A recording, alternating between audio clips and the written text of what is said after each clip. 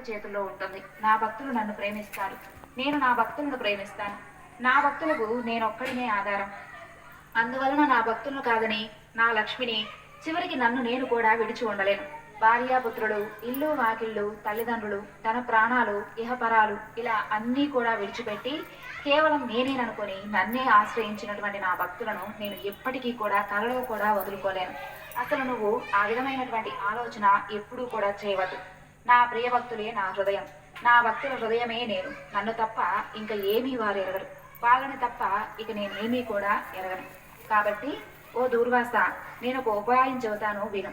ఏ అంబరీషునైతే అకారణంగా బాధించాలని చెప్పి ప్రయత్నించి నువ్వు యొక్క ఆపదను నెత్తిన వేసుకున్నావో, వెళ్ళి ఆ అంబరీషుడి దగ్గరికే వెళ్ళి అతనే నిన్ను రక్షిస్తాడు. నిరాపరాధులైనటువంటి సాధువులను బాధ పెట్టే వారికి కష్టాలు తప్పవు. బ్రాహ్మణుడు అన్నవాడు విద్యను గడించాలి, తపస్సును చేయాలి. అవే అతనికి పరమ కళ్యాణాన్ని కలిగిస్తాయి. ఇందులో సందేహం లేదు. అయితే బ్రాహ్మణుడు దుర్నీతి పరుడైతే మాత్రం అవే విపరీత ఫలాన్ని ఇస్తాయి. వెళ్ళు, నీకంతా శుభం కలుగుతుంది. అంబరీషుణ్ణి శరణు వేడుకో, నీకు శాంతి లభిస్తుందని చెబుతాడు.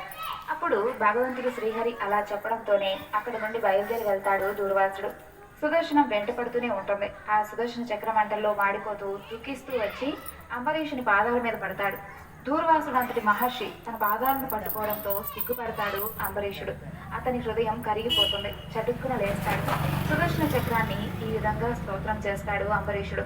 ఓ సుదర్శన చక్రమా, నీవు తేజోవంతుడివి, నీవే సూర్యుడివి, నీవే చంద్రుడివి, భూమి, ఆకాశం, జలం, వాయువు, 5 తన్మాత్రాలు, సర్వేంద్రియాలు అన్నీ నీవే.